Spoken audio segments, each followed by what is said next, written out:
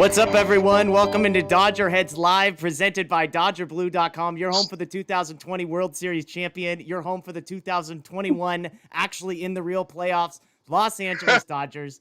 I'm Jeff Spiegel. That's Daniel Starkand. That's Daniel Starkand's broom, the first ever one-game sweep in history. Chris Taylor, one of the most unlikely heroes, 8 for his last 72, smashes a 2-run home run into the left field pavilion. The Dodgers win 3-1 in a walk-off victory. Unbelievable. The chat is going crazy. Folks joining us on YouTube, Facebook. Daniel, how are we? I mean, I don't even know what to be feeling right now. What a freaking ride, man. That was a crazy game. Had to bring this guy out, a little, like you said, the first one-game sweep ever. But hey, the Dodgers won the series. They're advancing, like you said. They get an actual full 5-game series now against the Giants. But wow, I'm honestly just kind of speechless. That game was one of the most stressful games I've ever watched. Yeah. And there's been a lot of stressful Dodger playoff games. But like just the fact that the Cardinals had runners on base every inning, I don't think the Dodgers had a single 1-2-3 inning. The Cardinals went, I think, 0 for 11 or 0 for 12 with runners in scoring position. So hell of a job by the Dodger bullpen. Just an unbelievable performance all around. And then, like you said, Chris Taylor, the unlikely hero, wasn't even in the starting lineup. Hasn't gotten a big hit since the All-Star break, it feels like, but he comes up big. And the guy on base, of course, is Cody Bellinger, the other guy who hasn't gotten a hit since the All-Star break. Yeah. So we just the craziest game I could possibly think of just happened, and I'm just glad the Dodgers won. We made some predictions about who the MVP of this game would be. Safe to say neither of us was correct. I mean, I will say I got the closest. I got the closest of the three. I will say, yes, you did get the closest, but I will also say earlier today when we were saying what lineups we would go with, I included both Cody Bellinger and Chris Taylor in my lineup, and they got the biggest hits. So I think we could both take a little victory lap there. We both got something right. My prediction was obviously way off.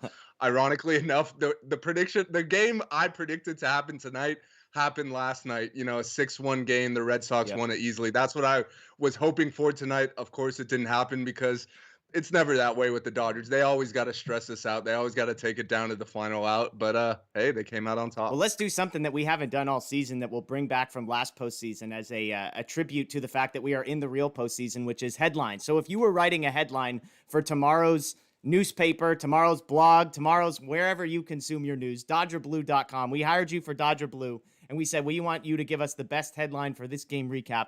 What would you go for? I want to tell you up front, Daniel, that I already have the correct answer to this one. It just came to me, so I will share it with you all as an example. But I would go very simple, CT 3-1.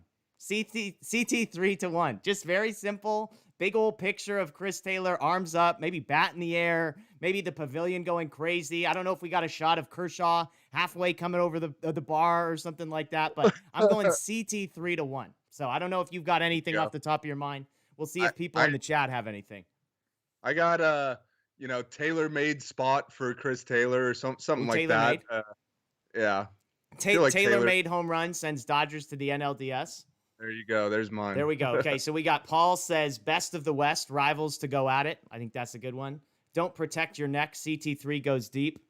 Yeah, I mean, Chris, we're going to get into, just breaking down how this game played out. We're going to get into player of the game, which is something that we always do. But, I mean, I'm trying to think of, Steven Souza would have been a more unlikely hero. Luke Raley would have been a more unlikely hero. But there aren't a ton of guys further down the list. Ed Rod's going with the same headline that I had, which is CT 3-1. He's spelling one with a W-O-N.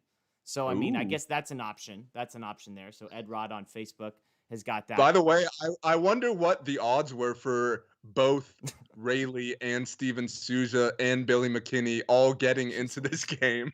Yeah, we can talk about the roster decisions, and we're going to talk a lot of Dave Roberts. I can assure you of that. But we kind of joked about the 10 position players, and now they didn't have to get to the bullpen, but they just about used up their entire position player allotment. So there you go. If you're just joining us, folks, Dodgers win 3-1. Chris Taylor walk-off 2-run home run. Of course, if you're joining us now, you know exactly how it played out. And let's just pick up right from the beginning, because this one starts with what could have been a very different headline, which is Max Scherzer not on top of his game. The Dodgers as a whole, not a great start to the game. Scherzer gives up a leadoff single. Edman would eventually steal second, advance on a flyout, score on a wild pitch. And so right off the bat, the Dodgers are down 1-0. And I was tweeting Scherzer's fastball was not missing bats. This is a guy who strikes out 34% of the batters he faces. He was not getting swings and misses. He was not getting strikeouts, which was a problem. Dodgers try to respond. Mookie Betts, leadoff single. But that's about it. Can't do anything from there. And it was just quiet. The Dodger offense struggled. Scherzer was grinding it out. I mean, credit to Scherzer, because on a night where he very clearly did not have his best stuff, you could argue he didn't even have great stuff. He grinds through 4 1/3, giving up only 1 run, which is what the Dodgers needed, because the Dodgers to go 1-2-3 in the second inning. They come back out in the third, and that's the big moment. Again, you want to talk about a second potential headline, was the Trey Turner moment. The Dodgers load the bases with 1 out, and Trey Turner's up. Now, Daniel, to be perfectly honest, outside of Corey Seager, Trey Turner's probably the number 2 guy you want up in that spot, right? Like, if you could pick any Dodger hitter, it'd be Corey Seager and then Trey Turner, I'm guessing, right? I'll honestly make the argument that Trey Turner is number 1 there, just because it's bases loaded and 1 out. Yeah. And really the worst thing that could happen there, which ended up happening, but it's a double play. And I'd say, like, as great as Corey Seager is, as clutch as he is, he's definitely more likely to hit into a double play than Trey Turner. He's also more likely to strike out, which is the second worst thing that could happen there. So I actually like Trey in that spot. He puts the ball in play. Yeah. He's got speed going down the line. He just hit it right in the wrong spot, which was the only place it could be for a double play. So that really sucked, but I'll take my chances with Trey in that spot at any time. Yeah, I mean, Chad Moriyama on Twitter kind of summed up my thoughts. Trey Turner misses 2 90-mile-an-hour fastballs after getting ahead 2-0, swings at ball 4 on a 3-2 count, and grounds into a double play with the bases loaded as the fastest baseball player in the league. Truly remarkable stuff. I mean, it's like everything had to go wrong. He has to swing at a bad pitch. He has to break his bat. He has to hit it perfectly over second base. I mean, literally as close as he was. If that ball goes a 1.5 to the right or a 1.5 to the left, he's safe. The Dodgers score. But instead, hey, we can thank Trey Turner for that moment, because if not for that, then we wouldn't have gotten the Chris Taylor experience. Scherzer comes out in the top of the 4th, needs a 1-2-3 inning, can't get it.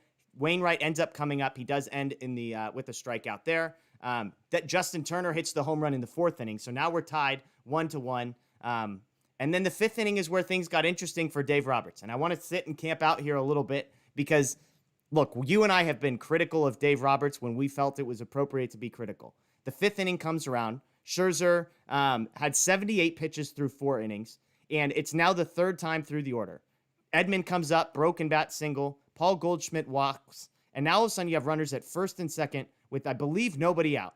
He's got 89 pitches with O'Neill at the plate. Now, O'Neill's a guy that he has pitched well against. I believe he was 0 for 3 coming in. He hadn't gotten a hit off of him, barely had made contact. So he strikes out O'Neill, and then Dave Roberts goes and gets Joe Kelly. Now, we could play the hindsight game. We could play the results a little bit. I'm going to be honest. I was surprised he didn't come and get him after the Goldschmidt walk, because there was nothing about what Scherzer was doing that gave me confidence, A, that he could throw strikes, and B, that when he did throw strikes, it was a good enough pitch to be swinging and missing at. So the fact that he gets O'Neill on a strikeout and then gets pulled, I had zero issue with it in the moment. What were your thoughts?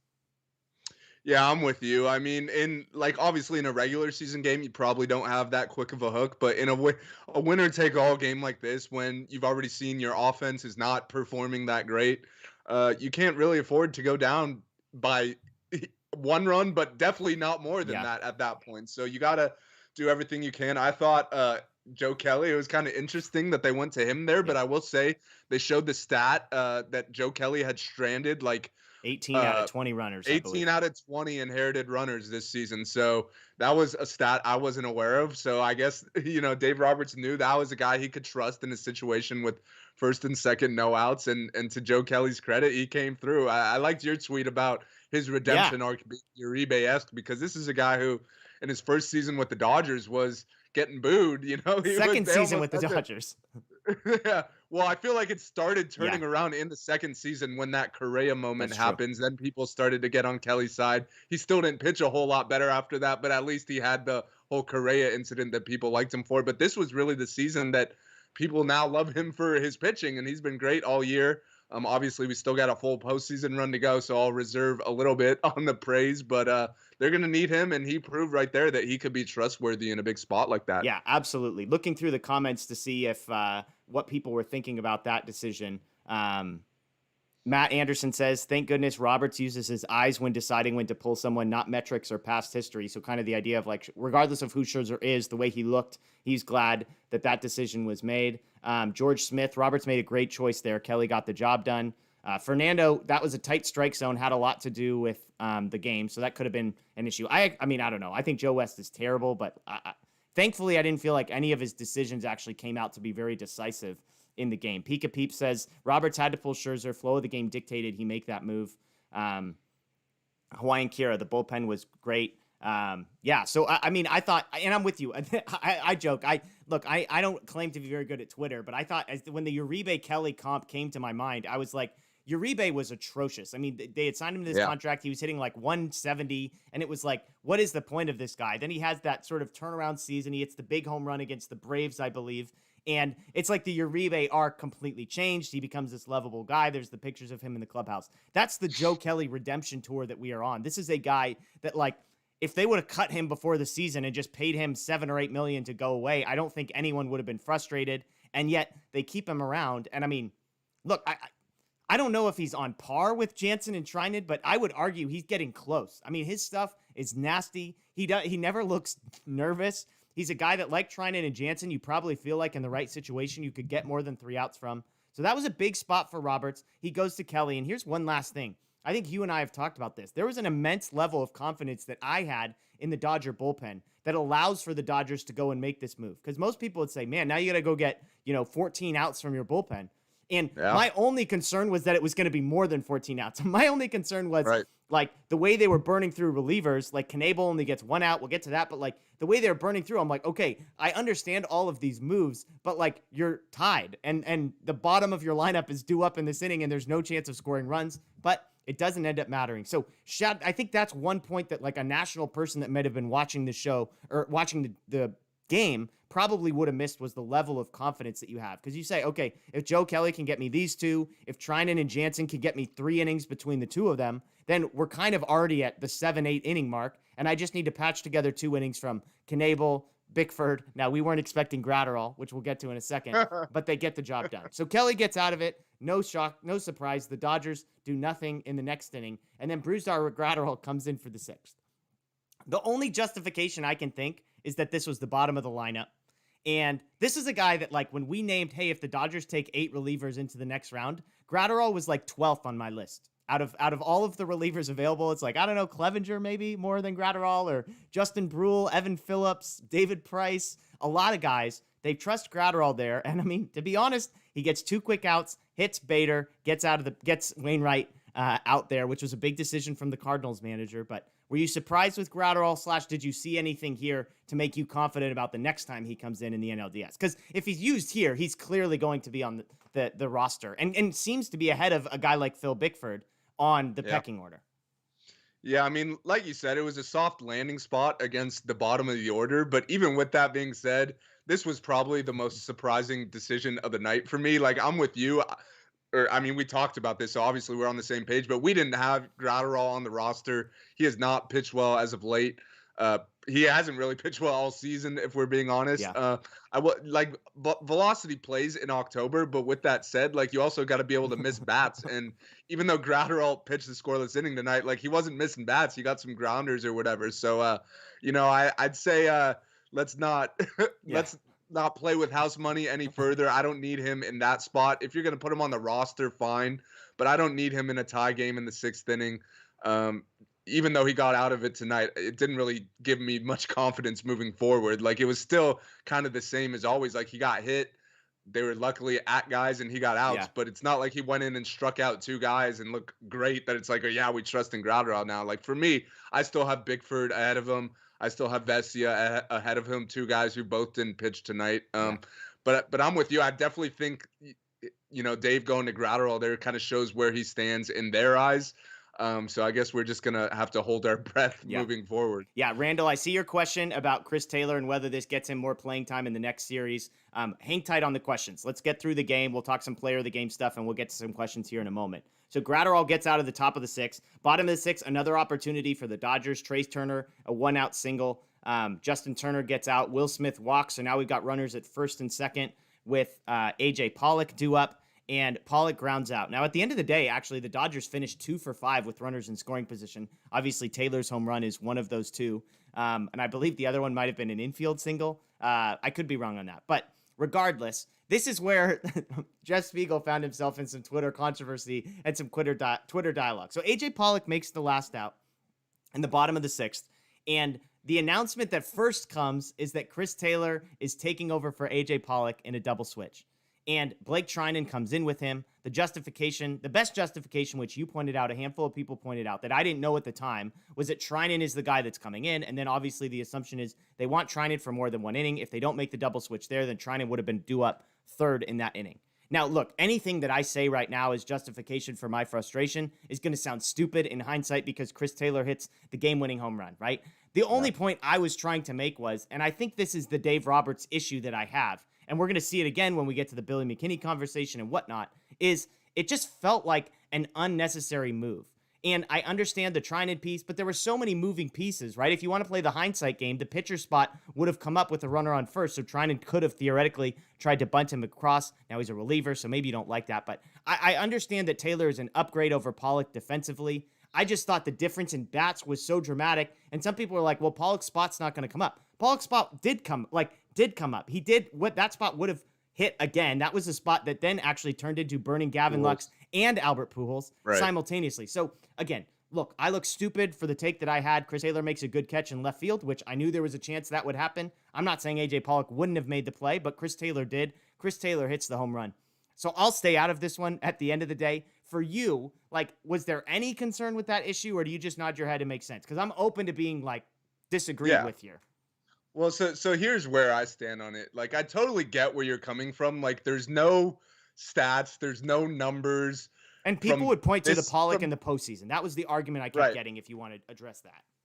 Yeah, so, yeah, I'm getting there. But there's no numbers from this season that would be against your argument, right? Like, there's no argument that Taylor or Bellinger or anyone off the bench is better than AJ Pollock. Pollock has been great specifically over the last 2 months. So I get where you're coming from. But with that being said, like, I see the other side too, just because, like, in the postseason, like, especially in like a winner take all type game, like, the human element takes over. Like, you could kind of put the stats to the side. And to me, it comes down to who's been in that position before, who's been in the big spots and come through before. And Bellinger has done that in the past. Chris Taylor has done that in the past. And if we're being honest, AJ Pollock has not. And the at-bats he took tonight weren't exactly inspiring. You know, that at-bat in the 6th inning, he comes up with 2 on and 2 outs in a tie game. That at that point, that was the biggest at-bat of the night. And he goes up there, first pitch, swings at a slider in the dirt.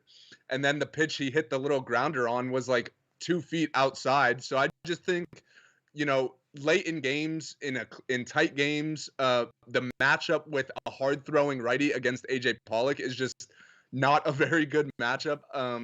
So I have I'm hoping that Pollock could kind of come out of this and have a good postseason. Like, we're just starting the postseason. I'm not totally giving up on him, but I also think it made sense to the Trinan factor, obviously, but then after that, you get the better defender in there in Taylor, and you also get the guy in there who's been in that position before, and we saw, you know, he came through in the end. Yeah, and I don't disagree with much of that. I mean, my thing about Pollock is people are like, did you see this that he just hit? Like, look how bad he's been in the postseason. My only response to that would be, who in the lineup was doing more than what AJ Pollock did in that at bat, which was basically nobody. And secondly, if you want to say, oh, AJ Pollock's a 200 hitter in the postseason, well, you just subbed in a guy that was 120 for the last 2 months. So, like, it's, to me, it's like all anybody was focusing on was like how bad AJ Pollock has been, and there was no attention being paid to like, okay, cool, so we're all excited for the Billy McKinney in a big moment at bat, the Steven Souza in a big moment at bat that was coming. Again, we don't need to belabor this because it worked out all right for the Dodgers,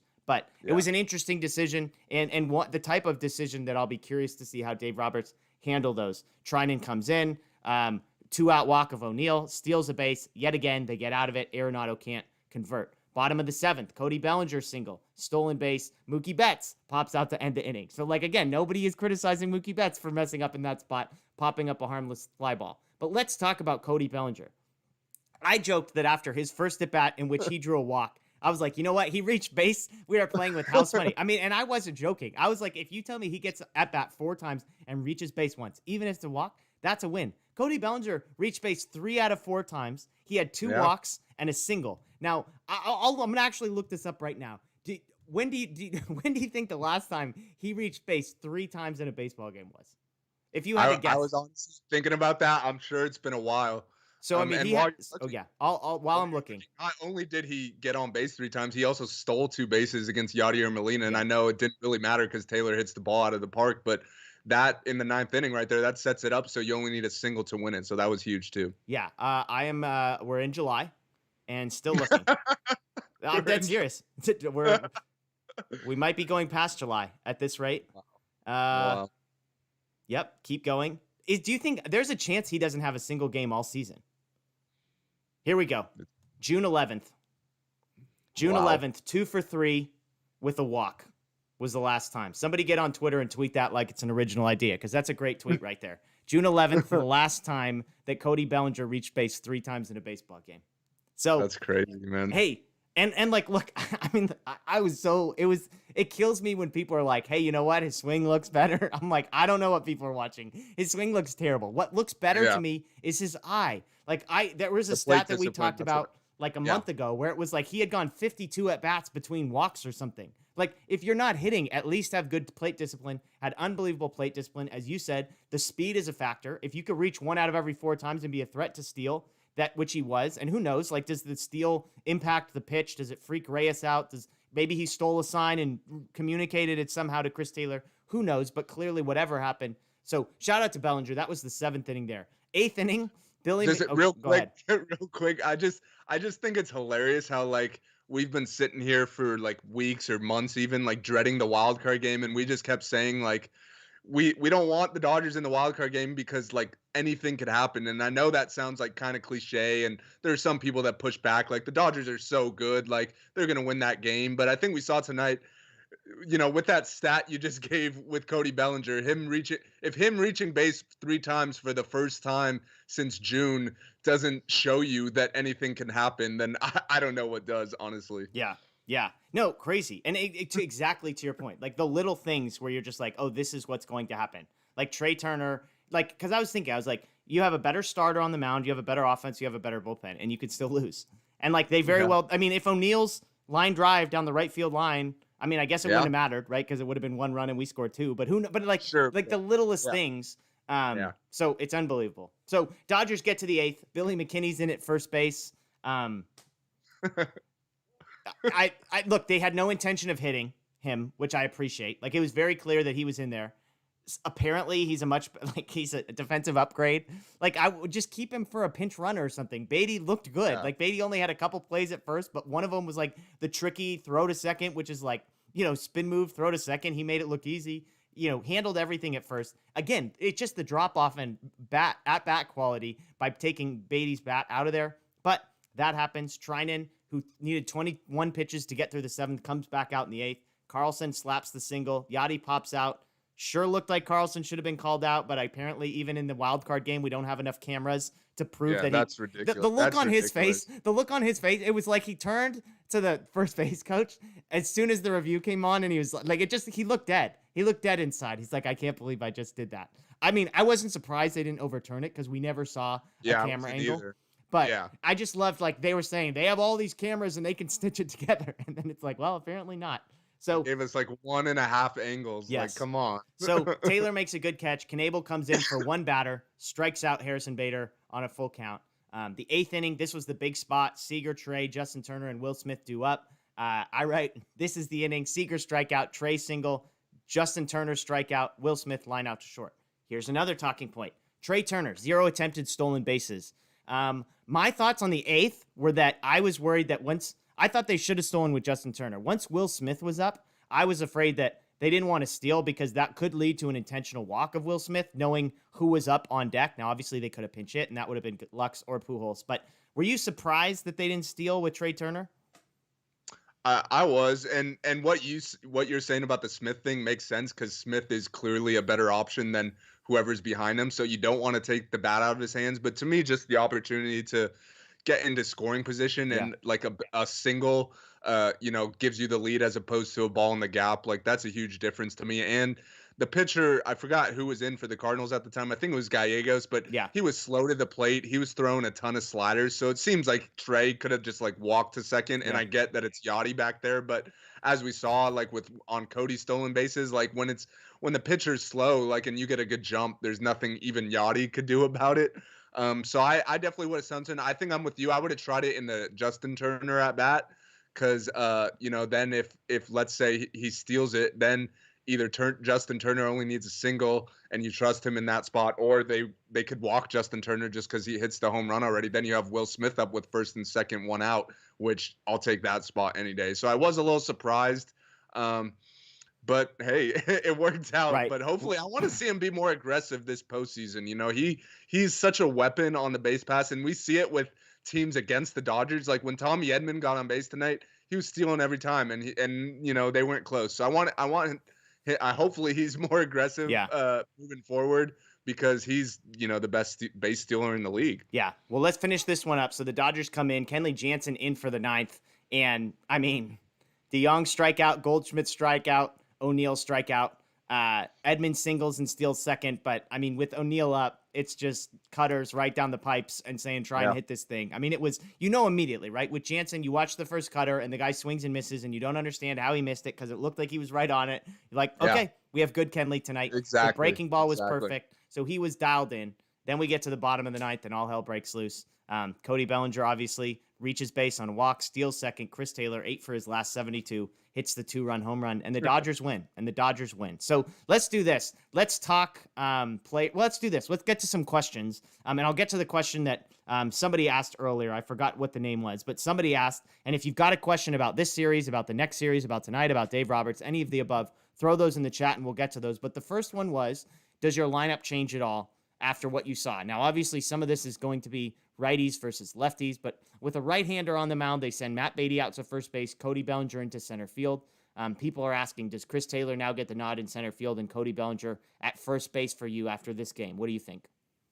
I'm cool with either, honestly. I think with a lefty on the mound, I think Taylor's definitely in the lineup, probably for Bellinger and then probably Pujols for Beatty. But against the lefty or against the righty, I mean, I think it was fine how it was. I know Chris Taylor took one good swing tonight, but like you said, he's still 9 for his last 73. Yeah. And I think the way they used him tonight was perfect. Like you could bring him in as a defensive replacement if you're up. He's still got, I think, 2 at-bats tonight. Yeah. So I mean I think that was good. Just having that weapon on your bench who could play anywhere and be a high-level defender is a good thing to have. And I think, Beatty, he didn't really do anything offensively tonight, but I still think he takes good at-bats against righties. And the defense, I'm not too concerned about it at first base. Like you said, it's not going to be great, but he made a couple plays tonight. So I like Bellinger in center. I think he's clearly the Dodgers' best center fielder defensively. So I like the lineup they had tonight against the righty, but I think against the lefty, then you swap out Bellinger and Beatty for Pujols and Taylor. Yeah, I think Pujols definitely has to be in against lefties. And it would be interesting to see then, do they pull Bellinger for Chris Taylor? Because obviously it's like, how big of a gap offensively do they see between Taylor and Bellinger? Because Bellinger is clearly the superior defender. So I'd be curious to see how they handle that one. The thing I'll say, I mean, look, I'm a Beatty defender.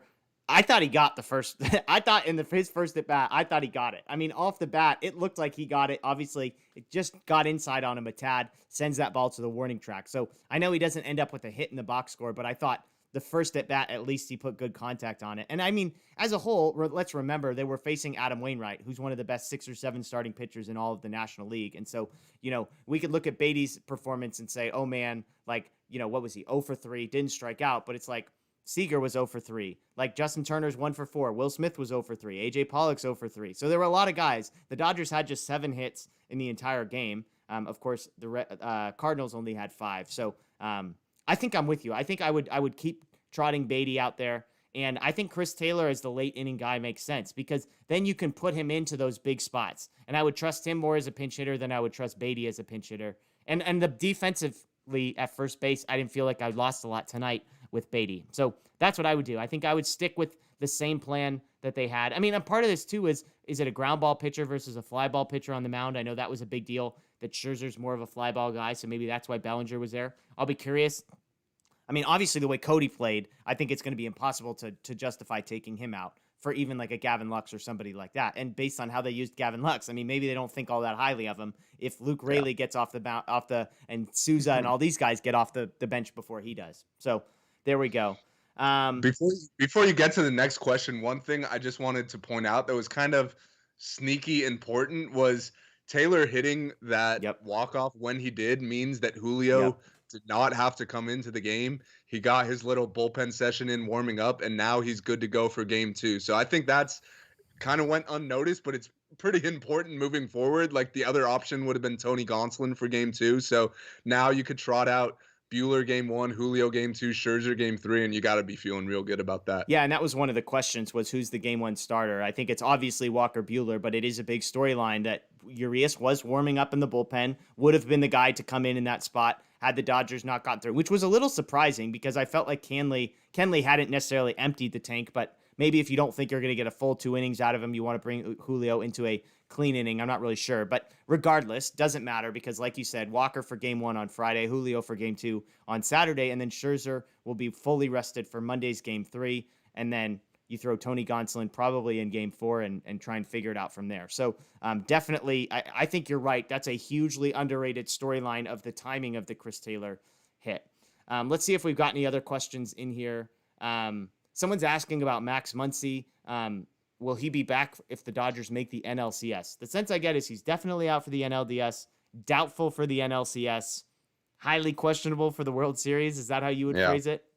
Yeah, I mean, the timetable I saw was it's a 4-week injury, which would take him out for the whole postseason. But I saw somewhere that, like, you know, they're hoping he could heal quicker than that. They're hoping he could get back quicker. But we definitely won't see him before the NLCS. And I think, like you said, I'm with you that even that's a little, that's I don't know if that's going to happen. Maybe the World Series. But I think at this point, you just got to plan like you're not going to have him.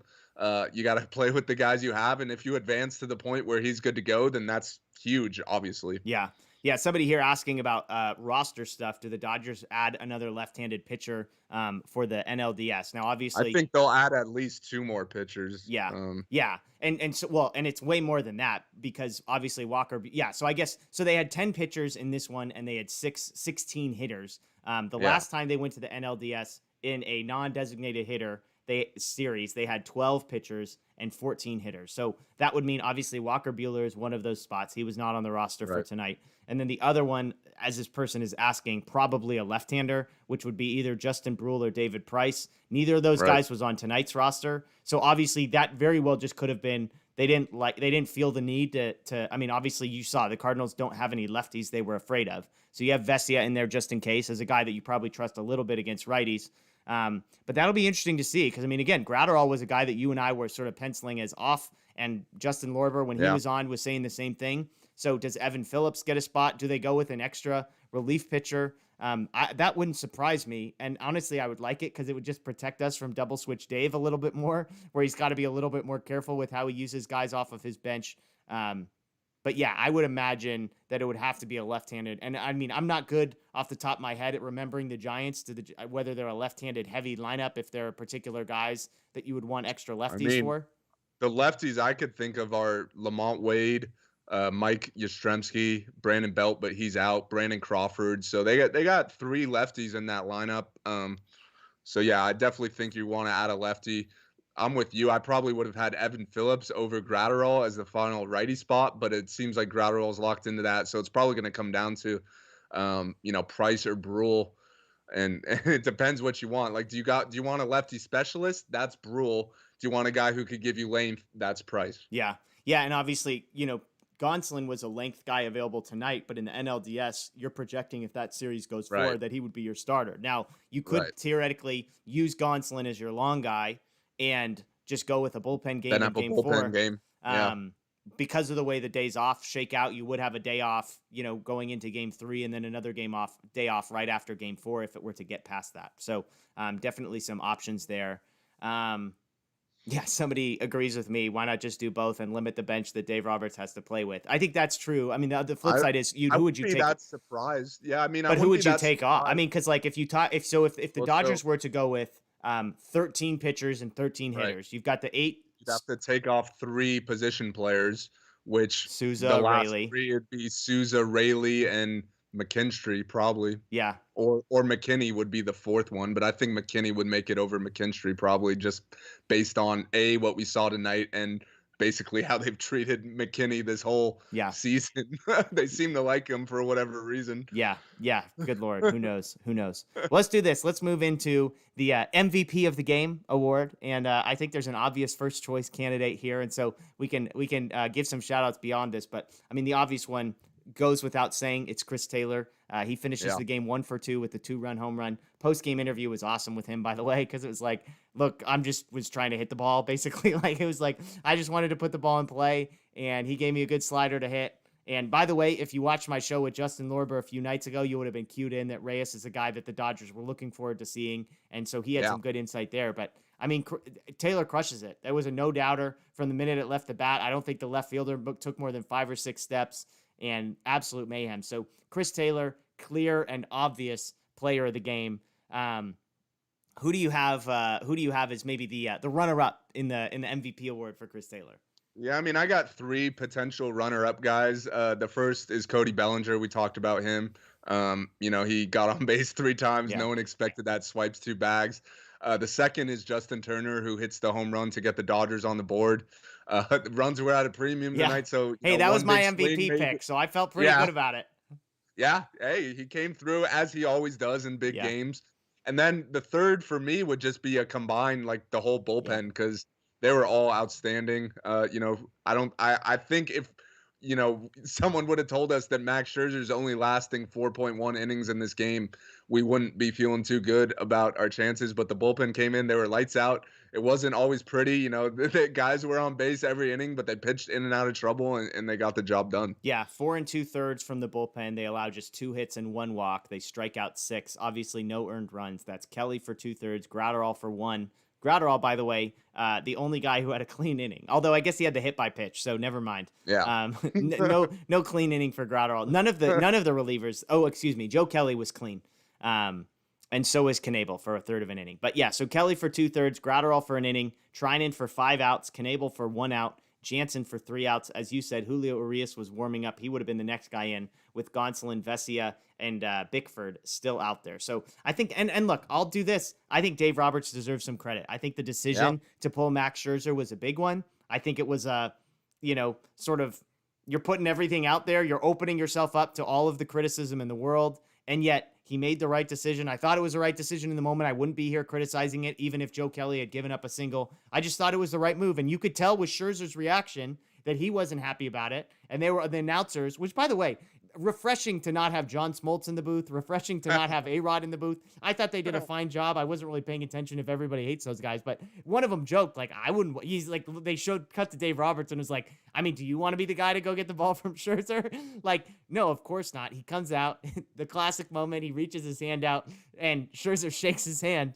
He's like, hey, Dave, good to see you. And then Dave grabs the ball out of his mitt. Scherzer clearly not happy about it, but looked thrilled after the game. So credit to Dave Roberts, because that was a big turning point. I can't imagine that the game would have played out as seamlessly as it did if they don't make that decision. I mean, best case scenario, what? Scherzer gets you 2 more outs, and then you're in the same spot anyway. So I thought that was a big moment. I've got to give shout out to Dave Roberts there. But yeah, other than that, I mean, I think you named everybody else that was worth. I mean, Mookie Betts, 2 for 4 with 2 hits. I mean, they were kind of like the classic, like neither of them was really important. He came up in a couple big spots and didn't do anything in either of those spots. Trey Turner also 2 for 4, kind of the same deal where it's like, hey, cool, the 2 hits were cool, but like it would have been nice if either of those came in like the biggest moment of the game. But you win some, you lose some there. And other than that, all the Luke Rayleigh was 0 for 1, Souza was 0 for 1, Pujols was 0 for 1. I have one more honorable mention, and it's not even someone on the Dodgers, but he was sitting right behind home plate in a Trey Turner Nationals jersey. Juan Soto was pumping up the crowd all night. they were loving it. They were cheering him. So that was cool to see. And who knows, maybe that's a future Dodger right Yeah, there. don't come on. This is why people hate Dodger fans, Daniel. It's exactly for comments I like that. wouldn't have it any other way. Yeah, no, that was cool. I mean, I loved first of all, one funny thing to me was somebody tweeted out like, "Oh, Juan Soto and so are behind home plate," like as if I was supposed to know the name of the Nationals hitting coach. I was like, "Oh, am I supposed to? Oh, it's the hitting coach." Thankfully, somebody later clarified it, but that was awesome. That was awesome. And one of the things I saw post game was Scherzer ran over there with a huge grin on his face, giving him a high five. Which I mean, even that was just a cool moment because I was like, man, you go down the weird places, but like, what if the Dodgers lost and this was Scherzer's last moment? And you obviously you want to re-sign him. Like, does that leave a bad taste in his mouth that he gets pulled in the 5th inning? Blah blah blah. Instead, you flip the whole narrative. The Dodgers win. He's thrilled. He's going to the playoffs. Yada yada yada. So it was cool for that. People don't like the Dave Roberts. Some people don't like the Dave Roberts shout out, but there you go. Apparently, David Fassé had a post game conversation with Andrew Friedman that's worth checking out. So that's pretty funny. One question that we've got here is, what role do you see Treinen having going forward? Tonight they used Kelly as the fireman. Like that Kelly's the guy that you throw in when there's 2 runners on and 1 out, and Treinen's the setup guy. Do you feel good about that sort of arrangement, or how do you see that playing out? The flip side is Treinen came in the 7th to face the heart of the order. So, I mean, they both kind of similar roles, but obviously Kelly was the first guy out. Yeah, I mean, I think it's gonna vary from game to game. Like, depending on who's available, like if guys pitch on back-to-back nights or whatever the case may be, these things are gonna change. But I thought the way we saw Treinen tonight is probably how we're gonna see him. He's not the closer. He's probably not gonna come in the 5th inning, but like you said, in the 6th, 7th, 8th inning, whenever the top of the order is due up, you're probably gonna see him in there. And probably, if he's fresh or like if he hasn't pitched on back-to-back days, I definitely think you're going to see him try and get more than 3 outs. Ideally, it wouldn't take him 21 pitches to get the first 3 outs. Like ideally, he goes out there, goes 1, 2, 3 on 12 pitches. Then you feel real good about sending him back out there. But he showed last postseason he's he'll pitch whenever, wherever. Yeah. Like he'll throw 3 straight games. Whatever the case may be, he's going to be their guy that if it's the most important spot, he'll be in there. I still think Kenley is the 9th inning guy. For sure. But, whatever the biggest spot of the game is with the middle of the order or top of the order coming up, Treinen is the guy they clearly trust most. It's fascinating because somebody here, they probably, THP says maybe they just like Joe Kelly's matchups more. It's fascinating because, do you see a huge difference? But, they both are fairly similar pitchers in the sense that it's high velocity, 2-seamers with, I mean, the breaking balls are very different. Kelly's throwing a knuckle curve, Treinen's throwing a frisbee slider, but it's just fascinating to think about how similar those two guys are, which I think is part of the reason that people have said the Dodgers might have been less interested right off the bat to go re-sign Blake Treinen because of Joe Kelly and wanting to diversify what they have. They bring them both back. They've both been successful, but that's kind of the reason maybe they like a guy like Gratterall because it looks different. He's throwing the 4-seamer instead of the 2-seamer more so, although he is now throwing a 2-seamer too. So it's just an interesting how they shake that stuff out. Let's see. Yeah, I mean, a lot of people wanting to ask the obvious question, which we can get to, is now we've got the Giants in front of us. And I'll say this, I've doubted the Giants all season, and I can't believe they won 107 games. They don't scare me in a postseason series. The only thing that scares me is potentially losing to them and having to deal with Giants fans. As bad as this was, my worst nightmare is losing to the Giants. It's actually my worst nightmare. I will be sick to my stomach if we lose to the Giants. If we have to play a game 5 against the Giants, it will be as bad as game 7 of the NLCS. It will be as bad as any World Series game, brutal. But I don't mean to continuously overthink this, but I know they're analytically minded, which is not what you want to see, but their starting pitching doesn't scare me. We've seen a bunch of their bullpen. Their bullpen doesn't really scare me. And the Lamont Wades of the world, I'm convinced that at some point those guys have to stop. They are also missing Brandon Belt, which makes the Muncy loss pretty comparable. So am I crazy on my Giants perspective? I don't think you're crazy when you consider what the other options are. Would I rather face the Giants than the Brewers, who are going to be trotting out Corbin Burns, Brandon Woodruff, and Freddie Peralta? I'd absolutely rather face the Giants. And Hader. Yeah, exactly. And there's an argument I'd rather even face the Giants than the Braves, even though their records weren't close. But if you look at the way the Braves have been playing, that lineup is scary. Charlie Morton and Max Fried have been pitching really well. So yeah, I definitely think the Giants are their preferable matchup. Like, you know them, you face their pitching. Like, they're gonna see Logan Webb, Gossman, Desclafani, Alex Wood, who they've seen plenty of times this year. But I mean, at the same time, the Giants won 107 games, and that was not by accident. Like you said, we were saying all year that they were going to fade, and it just never happened. So I don't think you could count them out, but I'm definitely with you that this matchup is more preferable, like, compared to the other teams, I'd say. I have to make a side note. I just got a notification that TBS cut to an interview with Max Scherzer, and he was wearing no shirt in the interview. He's standing on the field. He's standing on the field, completely bare chested, taking this interview. So there you go. Something for all of us to look forward to in the highlights of what to go. But yeah, I mean, I think it's a good point, and that's where part of me wants to hesitate and say, hey, you've doubted them all year, and they kept winning, and they kept winning, and they kept winning. They won 107 games. But yeah, I mean, Daniel M points out Gossman hasn't been great recently. Desclafani hasn't been great recently. Like, Alex Wood doesn't really scare me at all. So from a starting pitching perspective, Logan Webb is the one guy that, has been amazing and seems to, like, he's been successful against the Dodgers historically as well. He's going to be the guy that I assume we see in game one. But yeah, I mean, do you feel better about him than you do Walker Buehler? Like, obviously, the Dodgers not having home field advantage, I think, is something. The Dodgers extended their home winning streak to, I believe it's like 16 now, which is still a franchise record. So having 3 of these games in San Francisco isn't ideal. And that's actually something worth talking about, because that outfield is such a disaster that I think we will see probably a ton of Cody Bellinger against both righties and lefties because of the way that outfield is shaped. So I hadn't thought of that till right now. I was trying not to think about this Giants series and think through what the implications were, but I have to imagine that Cody Bellinger, I mean, now thinking about it, I'd be surprised if there's a single game he doesn't start, just because of how he performed, his ability to take a walk, but almost more importantly, the outfield. I mean, I think there's a gap between him and Taylor defensively. And yes, this is nice, but I would just prefer Taylor to be the guy that you use as a pinch hitter in a big spot. I guess you already have Pujols kind of in that role too. So I don't know.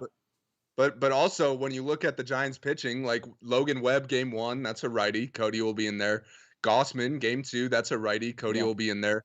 Game 3, back at Dodger Stadium, probably Desclafani will be pitching. Cody will be in there. So game 4, if Alex Wood starts, would be the only potential game that he wouldn't be in there. And that game's at Dodger Stadium, so you're not worried about that outfield.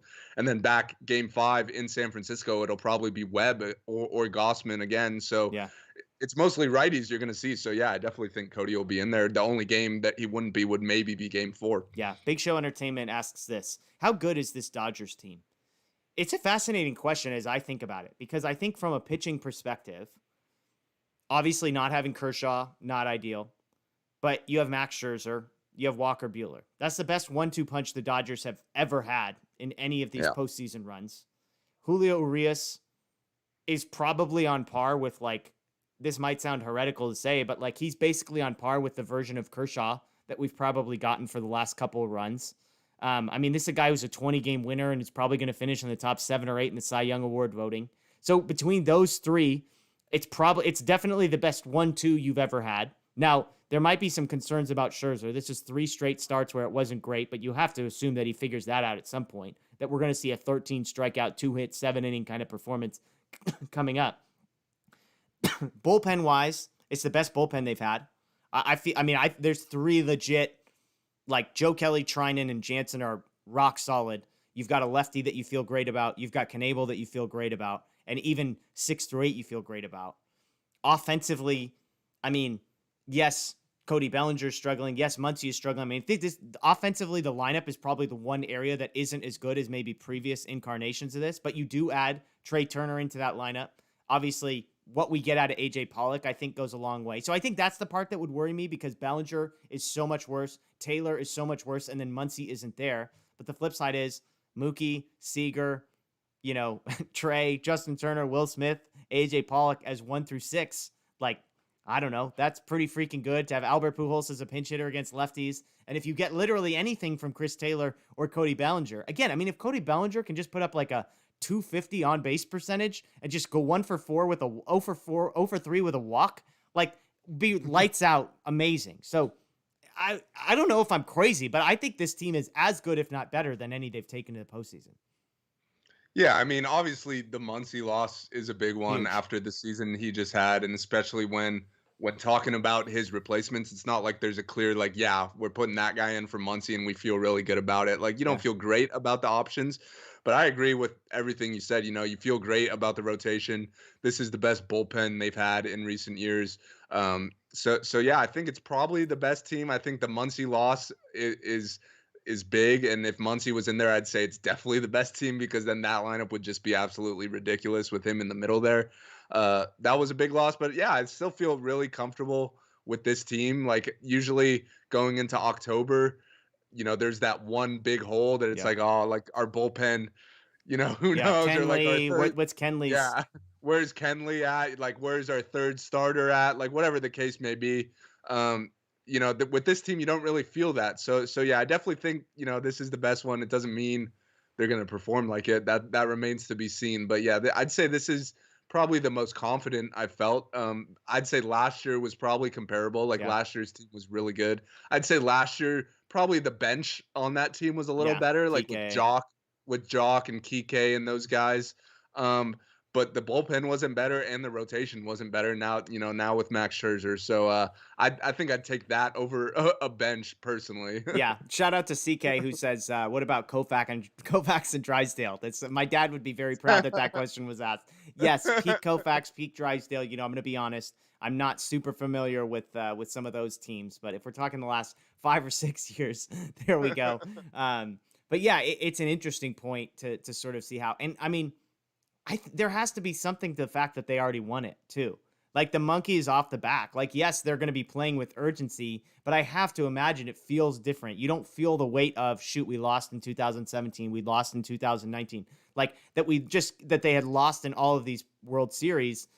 I guess it was 2017 and 2018, right? But regardless, there wasn't the weight of like, oh my gosh, are we going to blow it again? Instead, it's now been replaced with the confidence of like, yeah, we've been here. Like Walker Buehler is not going to be scared of any moment. Not that he ever was. Like obviously Scherzer is new, but like Kenley Jansen is not going to be scared of the moment. Trinan has now been there and gotten the biggest outs. Julio, especially. I mean, like nobody's going to be pitching with more postseason confidence than Julio. And it goes down the list. Even the guys that are struggling, the Chris Taylors and the Cody Bellingers, they have probably some delusional mindset that it's going to be different, that the last 9 months were not a predictor of what the next 30 days looks like in their performance because they've been there and they've done that in one way. So I think all in all, it's a fascinating question that Daniel and I are reacting to in real time. And maybe there's somebody, I think the Jock and Kike difference versus, yes, we get Trey this year, but last year you had Muncy, you had a better version of Cody Bellinger, you had a better version of Chris Taylor. I can see some justification there. There's probably a rotation where you got a good version of Kershaw and a good version of Bueller. And, there's probably some pieces that I'm not thinking of right off the top of my head. But I feel as good as I feel about the bullpen and thinking of it off the top of my head, I do think that this team is as good, if not better, than the 2017, the 2018, 19, 20 in the last 5 years, basically. Yeah, and I think tonight was like a really positive sign. Like if you could just get either Chris Taylor or Cody Bellinger going like Yeah. anywhere close to what they've been like their entire careers, like don't even have to be like peak, Cody Bellinger MVP, Chris Yeah. Taylor all-star, like doesn't even have to be that good, but like slightly above average. If you could just get one of those guys on track, then that lineup becomes even more dangerous. And then I definitely think, you got the best team if you could get one of those guys going, which it's a big if because we've been saying that for weeks now and neither has until tonight. So who knows? Maybe it's the start of something. Hey, we got some requests wondering if the broom can come back just for this last segment. People that maybe missed it at the beginning. The broom did make an appearance. It's a one. Absolutely, the broom could come back, and I hope like a week from now or whatever we could bring it back out. After Monday a sweep night. against the Giants, Monday night, that'd be perfect. Yeah, so let's do 2 questions left. Hawaiian Kier, I see your question. Who's going to be Mr. October? We'll answer that question in a moment. I'll ask one before that, and then these 2 will close our show out. How do you think a game like tonight impacts the Dodgers, if at all, right? There's 3 different arguments you can make. One is the stress of the game, the pressure of the game could actually be a deterrent, that maybe the Dodgers now travel up to San Francisco and come out flat on Friday.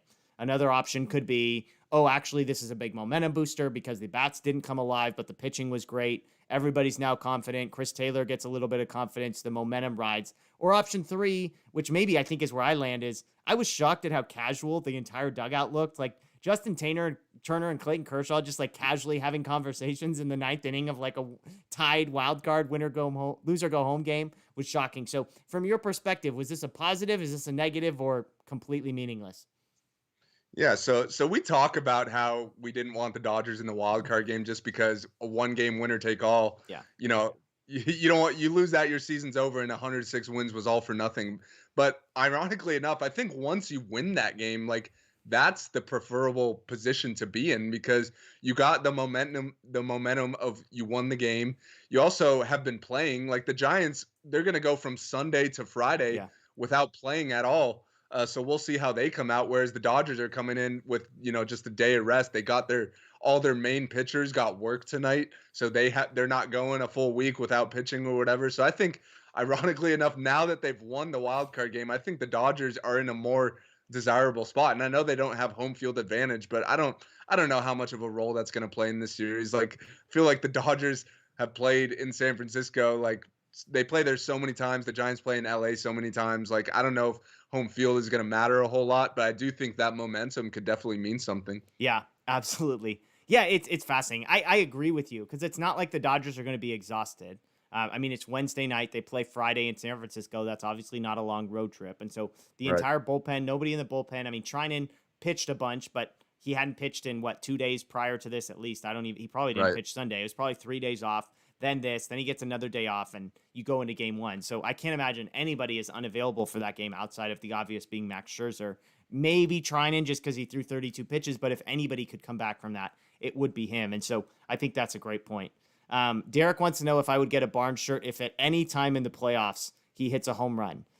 If it's, I will carry on the Austin Barnes in. It has to be a walk-off home run, not a walk-off hit. If it's a walk-off hit in a loser go home scenario, like if it's a game 5 or a game 7 and he gets a game-winning hit, I will buy an Austin Barnes jersey. If he hits a walk-off home run at any point in the postseason, I will buy an Austin Barnes jersey. I feel like that's a fair compromise, Daniel. Do you agree? Yeah, that's completely fair. Does I it don't need know to if be we're an gonna get adult-sized any. I don't jersey? know if Does we're it gonna need to be an get any of adult-sized those. jersey, or can it be a kid-sized jersey that I give to my nephew who legitimately loves Austin Barnes? Like, legitimately, my brother somehow is messed up as a parent because his kid loves Austin Barnes. I think Austin Barnes threw his kid a ball at spring training, and he's just the biggest Austin Barnes fan now. So does that count, or does it need to be a Jeff-size Austin Barnes jersey? I think it's got to be both. Both. You Good got to Lord. get yourself a jersey and your nephew if that happens. Jeez, my brother's got plenty of money. He could buy his nephew a jersey. Okay, we'll get to then, Hawaii. Yeah.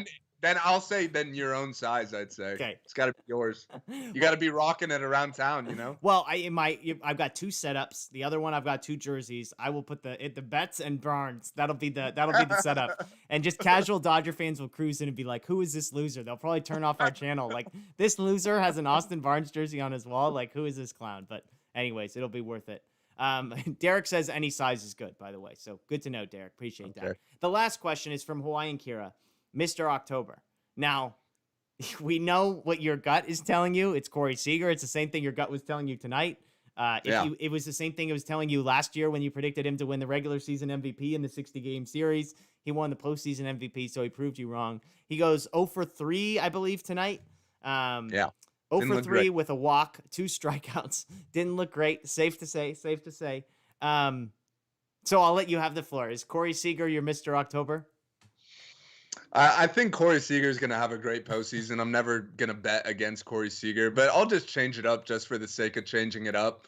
I think a guy who we've seen Mr. October many years. I think Justin Turner. You're stealing my guy now. This is how it works. Then you can take my guy. How about that? I just think JT, when it matters most, you could count on him to show up. He had a big swing tonight to the surprise of no one. And I just think he's ready for another big October. Now that Muncy's not there, he's batting cleanup. So, there's going to be a lot of guys on base for him, hopefully. And I think he's going to, have a big month as he always does. Okay, I'm going to do a tie. I'm going to do a 2-for-1 combined players. And this is going to make sense. You ready for my Mr.'s October?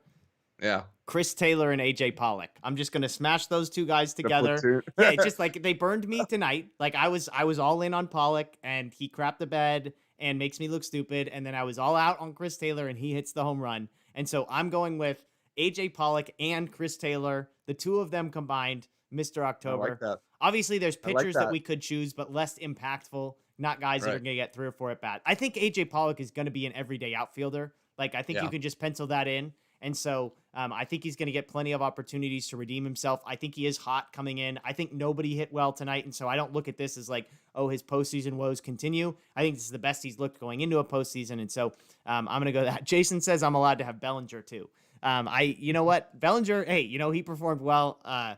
And Austin Barnes, we could just group all 4 of those guys together. It's like Pollock and the 3 guys who I've kind of crapped on. Who batted below 200 in the regular season is in the. It's a grab bag. It's like one of those things, like the 500 ticket prize is like Corey Seager and Justin Turner, or I could have 5 from the 100 level, and it's like Pollock, Taylor, Bellinger, Vesia, and it's like, okay, you can have all those guys too. You can have I can have Evan Phillips too if I want to, I guess. Ederico asks about Will Smith. I mean, look, I love Will Smith. He hasn't been like him and Mookie have been quietly guys who have not looked good over the last month. Mookie 2 for 4 tonight. Will Smith, I thought he was on the wrong end of a couple Joe West calls, but on the whole, I mean, he also smoked that ball at the shortstop that had like an expected batting average of 860 or something. So fair. He hit the ball hard, but nothing to show for it. But I think we could always count on Will Smith to have at least a couple clutch hits. Let's hope he's starting every game. I think that's the main Will Smith conversation to have. Why did you have to ruin my night? Why did you have to ruin my night by making me think that? No, that I think that Kershaw getting injured means that we'll get Will Smith every game because Austin Barnes is going to catch game 3. If Kershaw was in there, I think Barnes would have been catching him. We just saw that, Kershaw's last couple starts, it was Barnes, so I don't think they would have changed that up. But I think now that Kershaw won't be pitching, I think we won't see Barnes in the starting lineup. Austin Barnes, game 3, catching Max Scherzer. You could pencil that one in. I'm telling you, Dave is going to want to get him in. He's going to want to get him in one time at least. And I think it's going to be game 3. They're going to do the Scherzer thing, and they're going to say Will Smith got 1 and 2, especially if Will Smith goes like 0 for 6, 0 for 7, 1 for 8, something like that. So look, this is how I protect myself from getting hurt, is I just give myself 5 days to process the fact that that's going to happen on Monday. And when it doesn't happen, like today, I had convinced myself that Austin Barnes, there's a 30% chance he was in the lineup. But yeah, I mean, because there were people that were critical. I didn't think Will Smith behind the plate was like a problem. I thought like the wild pitches, like could he have potentially done better on the first one? Maybe, but like it was more of a bad pitch. It wasn't like one that got between his legs or something like that. So I didn't think, and none of the stolen bases I felt like were Smith's. I didn't think he was perfect throws on either of them, but I don't think a perfect throw would have mattered on any of them either. So anyway. And I also don't think Austin Barnes makes a better throw in those situations. So that's a good point. Anyways, some guy pretending to be Austin Barnes in the chat.